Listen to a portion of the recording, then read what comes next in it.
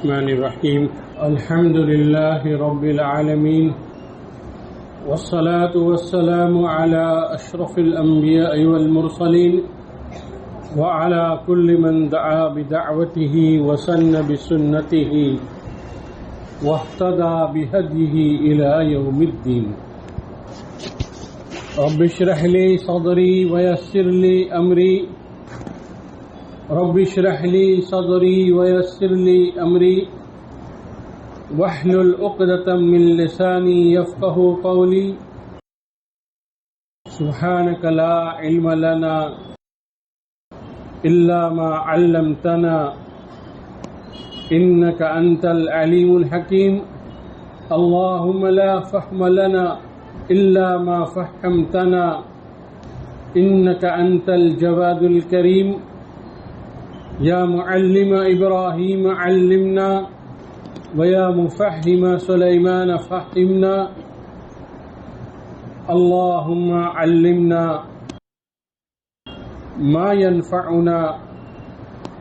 وانفعنا بما علمتنا. دعا فرمائے اللہ تعالیٰ اس مختصر سے وقت میں حسن نیت کے ساتھ صحیح بات کہنے کی، اس کو سمجھنے کی اور سمجھ کر اس پر عمل کرنے کی توفیق عطا فرمائے. میرے محترم دینی بہنوں، باطل طاقتوں نے اس امتوں پر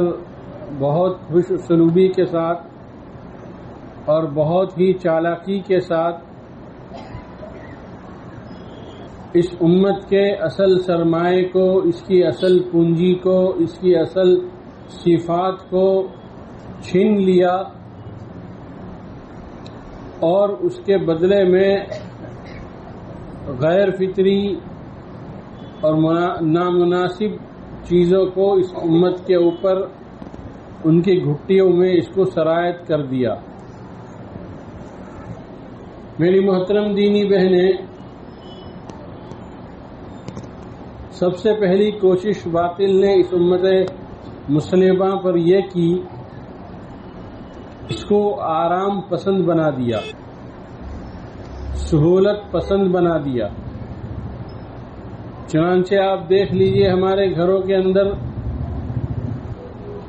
واشنگ مشین ہے، حالانکہ ایک زمانہ وہ تھا کہ ہماری عورتیں اپنے ہاتھوں سے کپڑے دھویا کرتی تھی. اس میں ان کو اجر بھی ملتا تھا اور اپنے شوہر کی اور اپنے گھر کے لوگوں کی خدمت کا ایک جذبہ بھی جاگتا تھا. لیکن واشنگ مشین نے ایسی سہولت اور ایسی آسانی پیدا کر دی کہ شاید ہی کوئی گھر خالی ہوگا اس سے. دوسری چیز جو ہمارے گھروں کے اندر جو چیز پائی جاتی ہے وہ ہے فریج، کہ اس فریج نے سخاوت کا مزاج چھین لیا اور بخل پیدا کر دیا، اور اللہ پر اعتماد کی دولت جو ایمان والے کو حاصل تھی وہ دولت ختم ہو گئی. کہ اب اللہ ہمارے رزاق ہے، جس طرح اللہ نے آج کھلایا ہے کل بھی کھلائیں گے. یہ اعتماد اور بھروسہ ہمارے بہنوں کے دل و دماغ سے نکال دیا اور فریج کی لعنت کو مسلط کر دیا، جس کی وجہ سے اب کھانا جو ہے فریج کے اندر بھرنے لگے. پہلے جب بھی کھانا کوئی بچتا تھا، ایک تو بچتا ہی بہت کم تھا اس لیے کہ بقدر ضرورت بنایا جاتا تھا. اب تو حال یہ ہے کہ عورت کو اگر میکے جانا ہے اور گھر میں شوہر اور بچے ہیں تو وہ 3-4 دن کا کھانا بنا کر فریج میں ڈال دیتی ہے اور یہ ہدایت کر کے جاتی ہے کہ نکالنا، گرم کرنا اور بچ جائے تو پھر فریج میں رکھ دینا. پہلے یہ نظام نہیں تھا. اگر کھانا بچ جاتا تو کھانا کسی غریب کو، کسی مسافر کو اس کا اکرام کرتے ہوئے اس کو کھلا دیا جایا کرتا تھا. اور یہ فکر نہیں ہوتی تھی کہ جس اللہ نے آج کھلایا ہے وہ اللہ کل کیسے کھلائے گا، بلکہ یہ یقین کامل تھا کہ جس اللہ نے آج کھلایا ہے وہ کل بھی کھلائے گا. لیکن فریج نے اس عقیدے کے اندر زلزلہ پیدا کر دیا.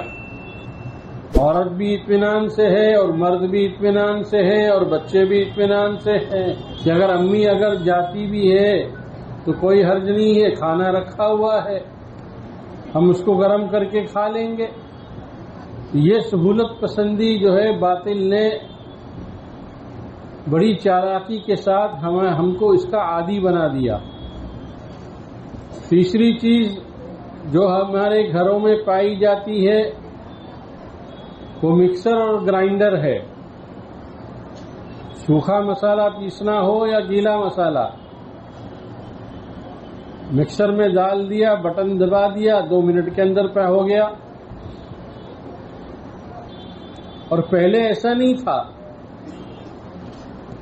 بلکہ عورتیں سل اور بٹے پر مسالہ پیسا کرتی تھی. اور یہ بات تجربے کار عورتیں بتلائیں گی کہ کھانے میں جو ذائقہ سیل اور بٹی پر پیسے ہوئے مسالے سے پیدا ہوتا تھا وہ ذائقہ مکسر اور گرائنڈر میں پیسے ہوئے مسالوں سے پیدا نہیں ہوتا. اس لیے یہ بھی ایک باطل طاقتوں کی اسکیموں میں سے ایک اسکیم ہے کہ امت مسلمہ کو سہولت پسند بناؤ. جو پہلے کام گھنٹوں میں ہوا کرتے تھے وہ اب منٹوں میں ہونے لگے. اب تو بعض گھروں میں روٹیوں کی مشینیں بھی آ گئی، آٹا گوندنے کی مشین بھی آ گئی کہ آپ کو کچھ نہیں کرنا ہے، آٹا ڈال دینا ہے، تھوڑا سا پانی اور نمک ڈال دینا ہے اور مشین چالو کر دینا ہے تو آٹا بھی گوند جائے گا، روٹی بھی بل جائے گی اور گرم گرم روٹی جو ہے اس مشین سے باہر بن کر اور پک کر تیار ملے گی. میں پھر یہ بات کہتا ہوں کہ پرانی تجربے کار عورتیں موجود ہوں گی اس مجمع میں، وہ اس کی گواہی دیں گی کہ جو آٹا ہم اپنے ہاتھوں سے گوند لیا کرتے تھے اس آٹے کے اندر جو ذائقہ ہوا کرتا تھا، اس روٹی کے اندر جو مزہ ہوا کرتا تھا، وہ روٹی کی مشین سے پیدا ہونے والی وہ روٹیوں میں وہ مزہ نہیں ہے. یہ سہولت پسندی ہے جو باطل نے جس کا ہمیں عادی بنا دیا. تو سب سے پہلی کوشش جو باطل نے جس کا ہمیں عادی بنایا ہے اور اس امت مسلمہ کو اس کا خوگر بنا دیا وہ ہے سہولت پسندی، کہ گھنٹوں کا کام منٹوں میں ہو جائے. باطل کی اسکیموں میں سے دوسری بہت ہی خطرناک اسکیم یہ ہے کہ اس نے اس امت مسلمہ کے مردوں سے، عورتوں سے، بچوں سے سادگی کو چھین لیا اور ان کی جگہ پر فیشن دے دیا. اب ہر عورت جب سڑکوں پر نکلتی ہے تو اس کی نگاہیں دوسری عورتوں کے کپڑوں پر ہوتی ہے، اس کی ڈیزائن پر ہوتی ہے. پھر وہ دلی میں یہ طے کر لیتی ہے کہ میں بھی ایسا ہی کپڑا سلاؤں گی، اور سادگی ہمارے زندگیوں سے نکل گئی. اب فیشن آ گیا، فیشنیبل کپڑے ہیں، فیشنیبل بال ہے، فیشنیبل کاسمیٹکس ہے.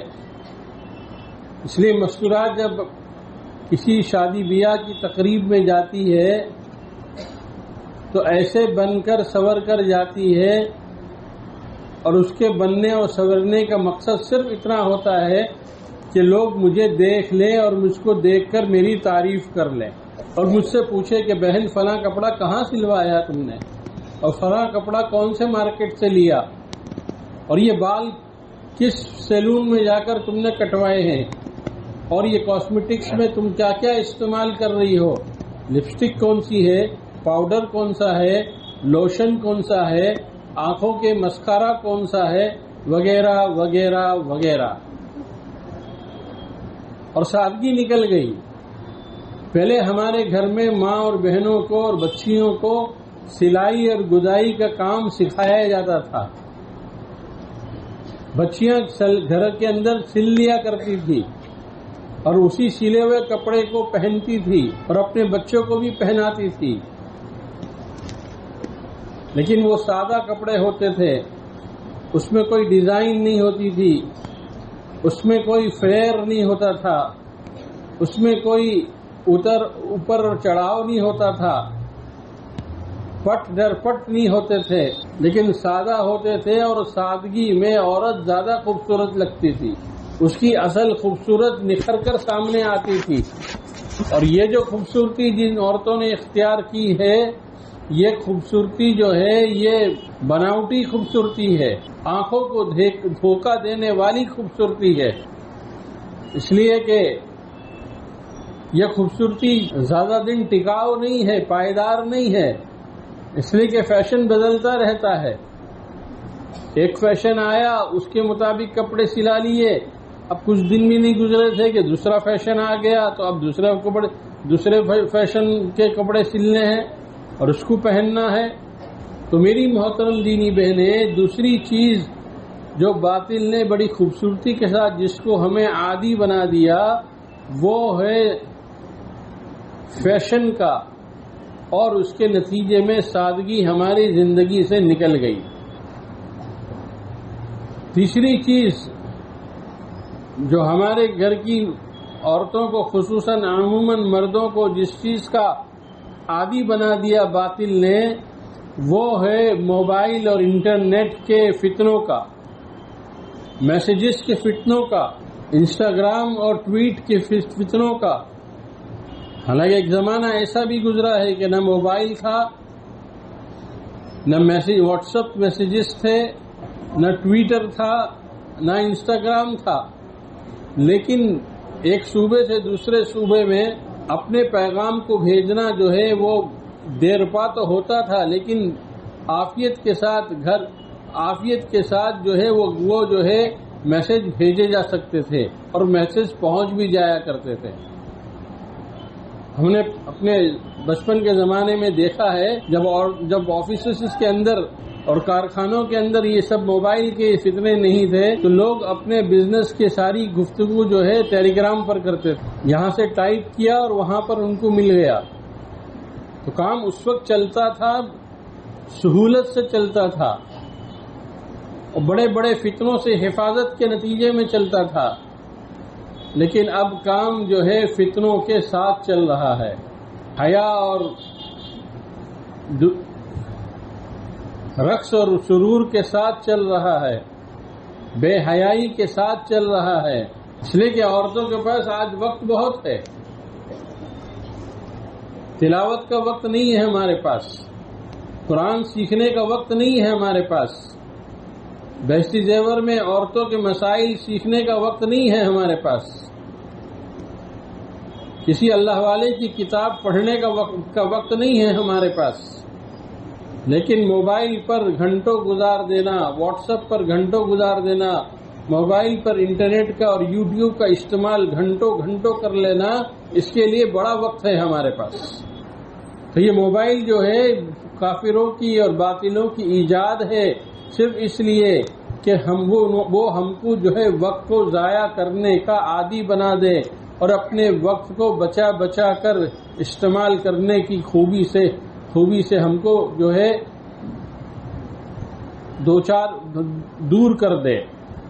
پہلے زمانے میں گھر کی عورتیں جب گھر کا کام کرتی تھی تو فکر رہتی تھی کہ فلاں کام کرنا ہے اور یہ کرنا ہے اور وہ کرنا ہے، لیکن اب کی عورتوں کو جو ہے کوئی فکر نہیں ہے، کھانا وقت پر بنتا ہے یا نہیں بنتا ہے،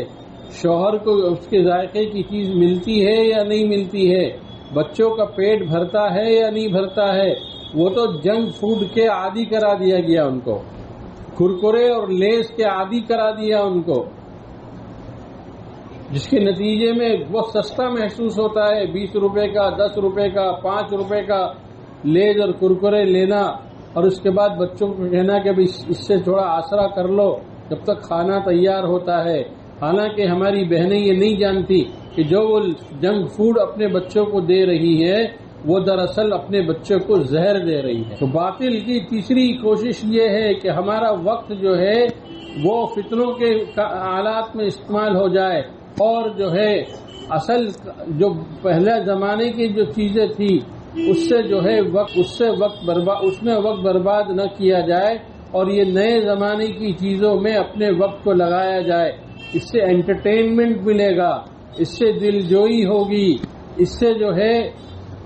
پیغام پہنچانا آسان ہوگا۔ یہ سب باطل کی فتنے اور سازش ہے، جس میں آج بغیر کسی ہچکچاہٹ کے میں کہتا ہوں کہ ہر گھر کا ہر فرد، مرد ہو یا عورت ہو یا بچے، سب کے سب اس میں ملوث ہیں۔ چنانچہ کتنے واقعات ایسے سننے میں آتے ہیں کہ ماں نے بیٹے سے موبائل کے بارے میں سختی کی اور موبائل اپنے پاس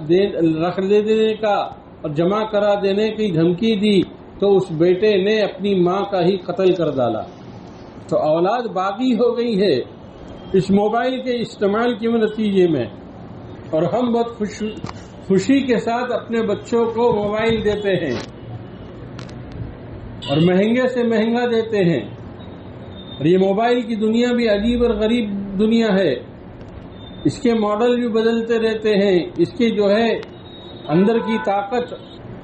وہ بھی بدلتی رہتی ہے۔ اب ایک موبائل استعمال کرتے کرتے طبیعت اکتا گئی تو جو موبائل کو 10-12 ہزار میں خریدا تھا 1-1.5 ہزار میں اس کو بیچ دیا، اور اس کے بعد اب مطالبہ ہے کہ ہم کو اس سے اچھا موبائل دلایا جائے۔ یہ دراصل باطل کی اسکیمیں ہیں اور باطل کے فتنے ہیں، جس میں یہ مسلمان قوم اور خصوصاً ہماری عورتیں جو ہے گرفتار ہیں۔ اس کے علاوہ ایک چیز اور، میری محترم دینی بہنیں، جب دن ہمارا گناہوں میں گزرے گا، دن ہمارا لغویات میں گزرے گا، دن ہمارا فضول کاموں میں گزرے گا، تو پھر رات ہمیں اللہ کی یاد نصیب نہیں ہوگی، تہجد کا اہتمام نصیب نہیں ہوگا، اللہ کے ذکر اور تلاوت میں جی نہیں لگے گا،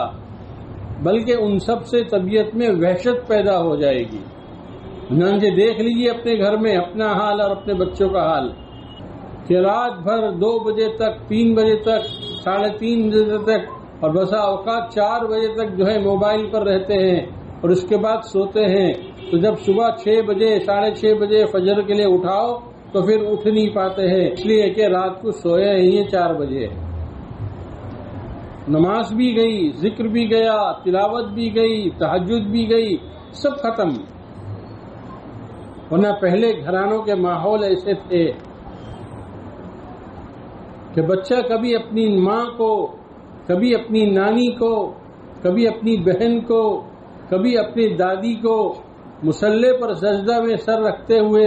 روتے ہوئے سنتا تھا، ہچکیوں کی آواز گونجتی تھی رات کی تنہائیوں میں، اور بچہ دیکھتا تھا، حیران اور پریشان ہوتا تھا، اور اس کے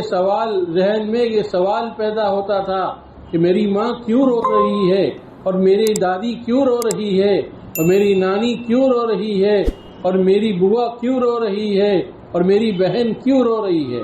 جب وہ پوچھتا کہ امی جان آپ رات مصلی پر سجدے کی حالت میں کیوں رو رہے تھے، اور امی جان آپ، دادی جان آپ جو ہے سجدے کی حالت میں کیوں رو رہی تھی، اور نانی جان آپ جو ہے نماز میں سجدے کی حالت میں کیوں رو رہی تھی،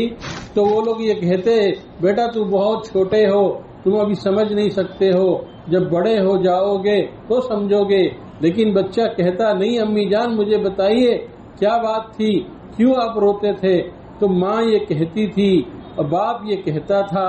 اور بہنیں یہ کہتی تھی بیٹا ہم تو اس لیے رو رہے ہیں کہ ہمیں جہنم کا خوف۔ تو جب بچہ بار بار اپنی ماں اور بہنوں کے منہ سے جہنم کا تذکرہ سنتا تو اس کے اندر بھی جہنم کی وحشت اور اس کی دہشت جم جاتی، اور وہ اپنے آپ کو ان تمام افعال، ان تمام گندگیوں سے، ان تمام گناہوں سے بچنے کی کوشش کرتا، بچانے کی کوشش کرتا جس کا نتیجہ جہنم ہے۔ چنانچہ حضرت بہلول کا واقعہ بہت مشہور ہے، آپ نے بھی کبھی سنا ہوگا۔ حضرت بہلول رحمت اللہ علیہ جو ہے سڑک پر گزر رہے تھے، کچھ دور دیکھا انہوں نے کہ کچھ بچے اخروٹ سے کھیل رہے ہیں اور ایک بچہ جو ہے گم سم کنارے بیٹھا ہوا ہے۔ حضرت بہلول رحمت اللہ علیہ کو یہ احساس ہوا کہ یہ بچہ شاید اس لیے ان بچوں کے ساتھ مکس نہیں ہو رہا ہے اور ان کے ساتھ کھیل نہیں رہا ہے، شاید اس کے پاس کھیلنے کے لیے اخروٹ نہیں ہے۔ تو انہوں نے پوچھا، بیٹا تم اکیلے کیوں بیٹھے ہو اور تمہارے چہرے کے اوپر بڑی فکر اور بڑی پریشانی کا اظہار کیوں ہے؟ کیا تمہارے پاس کھیلنے کے لیے اخروٹ نہیں ہے؟ لو مجھ سے کچھ اخروٹ لے لو اور تم بھی ان بچوں کے ساتھ کھیلو۔ تو وہ معصوم سا بچہ جس کی عمر 5-6 سال سے زیادہ نہیں ہوگی، اس نے کہا، نہیں چاچا، میں اس لیے نہیں رو رہا ہوں کہ میرے پاس کھیلنے کے لیے اخروٹ نہیں ہے۔ تو بیٹا پھر تم کیوں رو رہے تھے اور تم کیوں افسردہ اور مایوس تھے؟ تو وہ بچہ کہتا ہے، دراصل میں چچا بات یہ ہے کہ میں اپنے گھر میں اپنی ماں کو دیکھتا ہوں کہ جب وہ انگیٹھی جلاتی ہے تو بڑے بڑے لکڑیوں سے پہلے چھوٹی چھوٹی لکڑیاں جلاتی ہے۔ مجھے یہ خوف کھایا جا رہا ہے اور دل میرا بیٹھا جا رہا ہے کہ کل جہنم کی آگ کو سلجھانے کے لیے اور اس کو بھڑکانے کے لیے آپ جیسے بڑوں سے پہلے ہم جیسے بچوں کو کہیں اللہ میاں جہنم کے اندر کے ایندھن بنا کر دھکیل نہ دے اور ہمارے وجہ سے جہنم کے اندر آگ بھڑک اٹھے۔ بس یہ سننا تھا۔ حضرت بہلول نے اس بچے کو اپنے سینے سے لگایا، اس کو جو ہے چومنے لگے، اس کو جو ہے بوسہ دینے لگے اور اس کے بعد فرمایا، نہیں میرے بیٹے، ضرور تم نے جو ہے کوئی منظر دیکھ لیا ہوگا جس کی وجہ سے تمہارے اوپر یہ دہشت ہے۔ فرمایا، نہیں، میں نے صرف اپنی ماں کو دیکھا ہے کہ میری ماں جو ہے وہ آگ جلانے کے لیے اور چولہا جلانے کے لیے انگیٹھیوں کو بھڑکانے کے لیے پہلے چھوٹی چھوٹی لکڑیاں ڈالا کرتی تھی۔ میری بہنوں، میں آپ سے پوچھتا ہوں، کیا یہ بچہ اس گھر میں پلا تھا جس گھر کے اندر موبائل تھا، جس گھر کے اندر یوٹیوب تھا، جس گھر کے اندر ٹویٹر تھا، جس گھر کے اندر فحاشی تھی، جس گھر کے اندر عریانی تھی، جس گھر کے اندر گانا بجانا تھا، جس گھر کے اندر بدتمیزیاں تھی، جس گھر کے اندر بے ادبی تھی؟ نہیں، ہرگز نہیں۔ یہ بچہ تو ایسے گھر میں پیدا ہوا تھا جس گھر کے اندر جو ہے وہ یہ کبھی اپنی ماں کو روتا دیکھتا تھا تو کبھی اپنی بہنوں کو روتا ہوا دیکھتا تھا، کبھی مصلے پر اپنی نانی اور دادی کو روتا ہوا دیکھتا تھا، کبھی اپنے بھائی اور ماں کو اور باپ کو روتے ہوئے دیکھتا تھا۔ تب اس کے دل کے اندر جہنم کا ایک اثر دل کے اندر پیدا ہوا تھا۔ میری بہنوں، رحم کھاؤ اپنے اوپر اور رحم کھاؤ اپنی آنے والی نسلوں پر کہ ہم نے اپنے ان بچوں کو کیا دیا ہے۔ ہم نے ان بچوں کو عریانیت دی ہے، ہم نے ان بچوں کو فحاشیاں دی ہیں، ہم نے ان بچوں کو بدتمیزیاں دی ہیں، ہم نے ان بچوں کو بے ادبی دی ہے، ہم نے ان بچوں کو آخرت نہیں دی، ہم نے ان کو دین نہیں دیا، ہم نے ان کو جو ہے اللہ کے رسول کے قصے نہیں سنائے، ہم نے ان کو جو ہے صحابہ اور صحابیات کے قصے نہیں سنائے، ہم نے ان کو سید الاولین والآخرین جناب محمد الرسول اللہ صلی اللہ تعالی علیہ وسلم کی سیرت نہیں سنائی۔ باقی ہم سب کچھ کرتے رہے، ہم موبائل بھی دیتے رہے، ہم اچھے کپڑے بھی ہم نے دیے، ہم نے فیشن کی چیزیں بھی ان کو لا کر دی، ہم نے مہنگے سے مہنگے پرفیوم ان کو لا کر دیے، لیکن ہم نے دین نہیں دیا۔ تو یاد رکھنا میری بہنوں، جس بچوں کو اور جن نسلوں کو دین نہیں ملتا ہے وہی نسلیں کل ماں باپ کے مرنے کے بعد ماں باپ کو بھول جایا کرتے۔ تم ایسے بچوں اپنی کوکھ سے نکالو، تم ایسے بچوں کو جنم دو اور ایسے بچوں کی پرورش کرو کہ جب تمہاری آنکھ بند ہونے لگے تو تمہارا بیٹا اور تمہاری بیٹیاں جو ہے وہ اللہ کے سامنے اپنے آنچل کو پھیلا کر تمہارے لیے مغفرت کی بھیک مانگ رہی ہو، تمہارے لیے ایصال ثواب کر رہی ہو، تمہارے لیے قرآن کی تلاوت پڑھ کر تم کو بخش دے رہی ہو، تمہارے لیے صدقہ اور خیرات کر رہی ہو۔ میری بہنوں، ایسی اولادوں کو جنم لاؤ، ایسی اولادوں کی تربیت اور پرورش کرو، اس لیے کہ یہی اولاد ہماری سرمایہ ہے۔ اگر ہم نے اپنے سرمایہ کو جو ہے غلط جگہ استعمال کیا تو وہ تاجر جو اپنے مال کو غلط جگہ استعمال کرتا ہے اس کی تجارت ہمیشہ کے لیے ختم ہو جاتی ہے۔ اگر ہم نے اپنے بچوں اور بچیوں کو غلط ماحول میں اور غلط فضا میں اور غلط گھر کے ماحول میں اگر ہم نے ان کو چھوڑ دیا تو پھر میری بہنوں یہ بچے بھی جو ہے ہم کو بھلا بیٹھیں گے۔ کتنے ایسے جنازے دیکھے ہیں کہ باپ